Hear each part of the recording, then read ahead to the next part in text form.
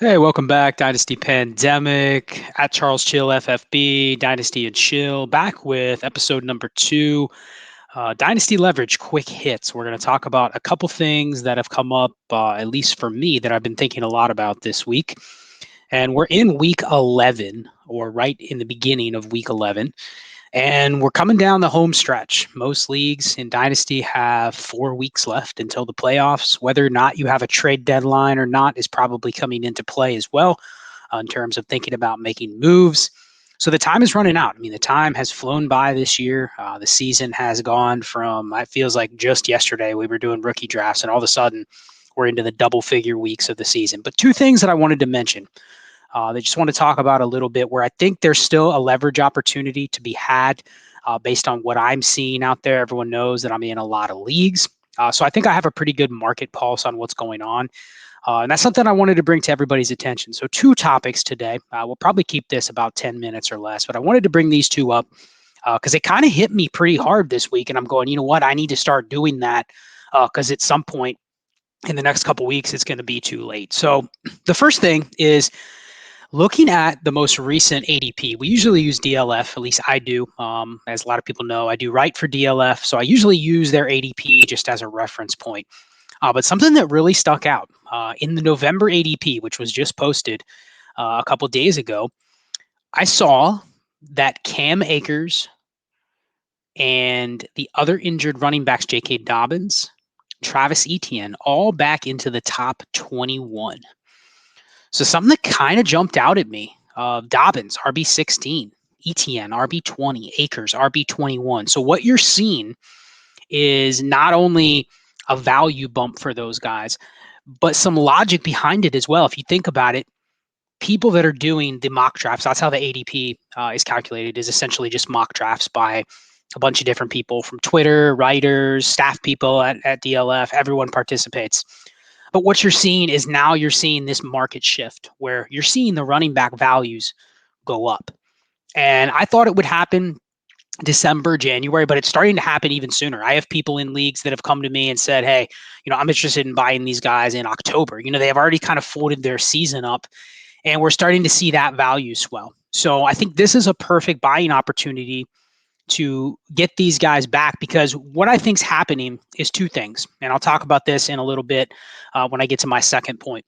I think the fade on the 2022 class is hitting really hard. People do not want these 2022 picks. They are scared to death of giving up assets that they feel are valued at least at first round level or more for the 2022 picks. They don't want to be stuck holding the bag on a class that nobody likes. Now, whether or not that actually ends up being the case, that nobody likes these picks, nobody wants these picks, I'm not sure. But that's the perception of how the market's being treated right now. The fact that somebody would now start to pay future first for Akers or Dobbins or ETN and essentially pass up what could be next year's AJ Dillon, next year's Javonte Williams. Those guys could go in the top 8, top 10 of the draft, and you're giving that up for players that have clear warts. I mean, we're talking about 3 players that are coming off significant injuries. 2 of these guys, Dobbins and Akers, are already going to be in their 3rd year. The other one, ETN, already has another top 24 dynasty running back in his backfield, and we've seen nothing from him in an offense that's one of the worst. So there are warts with all 3 of these guys, but the fact that people are willing to buy in for a 2022 first, even if that's what they think is going to be a playoff first or a late first, that is basically telling me people think this class sucks. They are not invested at all. Even if it's, you may have a chance at the RB2, which gets the same draft capital as DeAndre Swift or Jonathan Taylor or Javonte Williams.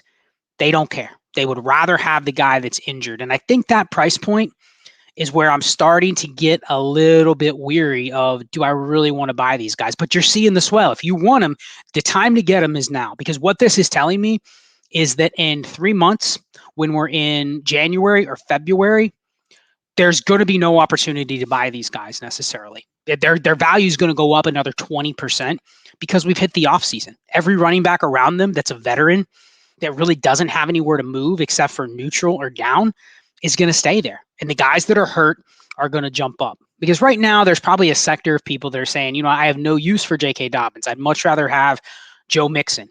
Yet you get to January, not a lot of people will prefer Joe Mixon to J.K. Dobbins simply because they both will start their next game at the same time. So that's kind of where I'm seeing the market go with the running backs. But then I'm looking at the value of these 2022 picks. And I wanted to mention this too. We're seeing, again, this also with the wide receiver market. It's not just running backs, it's wide receivers as well. We're seeing the wide receiver market. People are hoarding wide receivers. People are not trading even productive 27, 28, 29-year-old receivers for future firsts. People do not want these 2022 picks. And I think from a receiver standpoint, that might be a little bit of a mistake. You look at a player, say like DeAndre Hopkins, for instance. Now, I know he's been hurt for a couple weeks and he hasn't gotten the market share this year. But if you say, I'd rather have DeAndre Hopkins over the wide receiver 2 or 3 in this class, that's different logic than what was being used last year or the year before. Look at where the top few receivers started in terms of value the last 2 years compared to how the market is valuing this year. I remember last year, you were not really able to even get a future first for a guy like Keenan Allen. Even when he was super productive, you weren't able to easily just go and trade him for like a mid first in 2021. Now, obviously, the 2021 class had a lot more hype, but you're not seeing that this year. You're not having the ability to go out and buy a guy like Mike Evans or a guy like Amari Cooper. You can't just go give a mid 2022 first for those guys in most circumstances and actually get that deal accepted. And forget about going and buying quote unquote low on somebody like T. Higgins or Jerry Jeudy or something like that. Like you're not even buying those guys for even like the wide receiver 1 in the class. And I think that's where we're maybe missing things a little bit. My take, if anyone listens to the most recent Dynasty and Chill pod, which I posted on the main feed, we talked about this with Shane Hallam, how I think this 2022 class, it's getting a little devalued because of, and I've used this logic too before, if you don't have a super strong running back class at the top, meaning like elite pedigree, step in, stand in starters, plus elite quarterbacks, people tend to call it a weak class. And I've been guilty of that. I basically have said before, if you tell me a receiver class is what's going to highlight the draft class, it's a weak class. From a standpoint of that's how things were looking like a year ago, it shifted a little bit. We're seeing the dynasty market shift back towards wide receivers being the most valuable commodities. And whether you agree with that or not, I think that it's correct from like a utopian standpoint. Yes, receivers are what you want to build around in dynasty.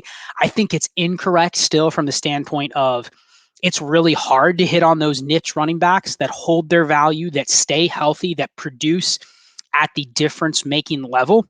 But when you do, that offers a higher win rate and more of an advantage than not necessarily the elite receivers. Like you can't really replicate what a guy like Cooper Kupp is doing. He's basically doing the same thing at receiver that like Derrick Henry was doing.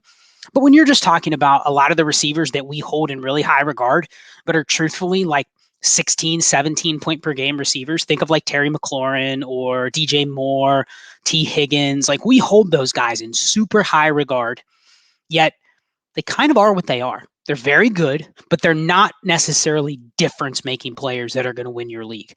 Those types of players are the ones that I think are being coveted and overvalued relative to their positional scarcity. If you have a running back that you can tell me is going to play almost all their games in a given year, and they're going to score the same relative number of points for their position as DJ Moore, Terry McLaurin, T. Higgins. Let's say a running back's just going to score me 20 points.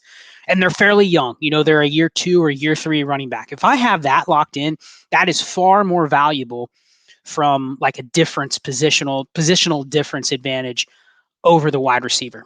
And it's not being really reflected in the price. And that's because there's a lot of ambiguity at the running back position. That's great to look after the fact and say, yeah, I had 2 of those running backs.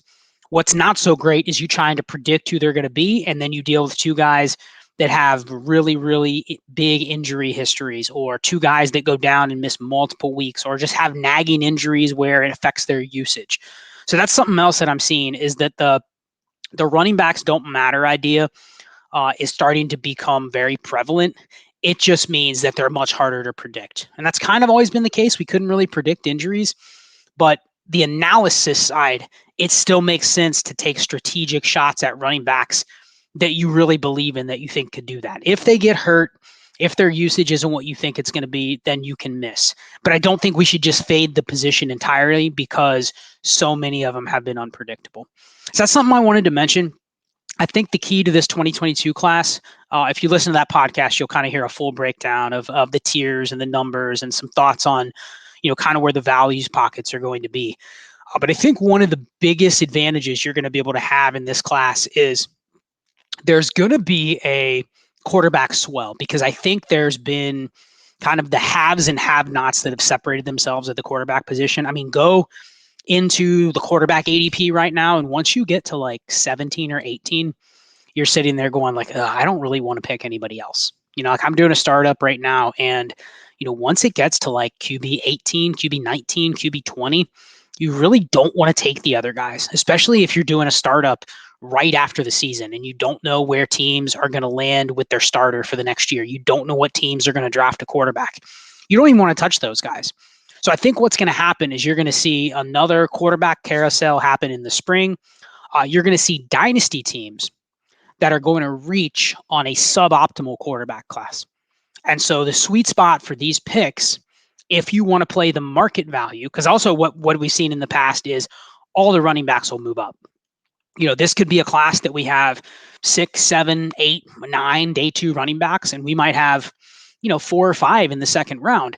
They're going to get pushed up because people see that type of running back as more insulated. They don't want to necessarily rely on a running back in their 5th or 6th or 7th year. If they think they can get the next Najee Harris, or not even the next Najee Harris, just the next Javonte Williams. I mean, the one thing about Javonte Williams is he's going to enter 2022 as probably a top 5 or 6 running back, not because he's done anything close to producing at that level.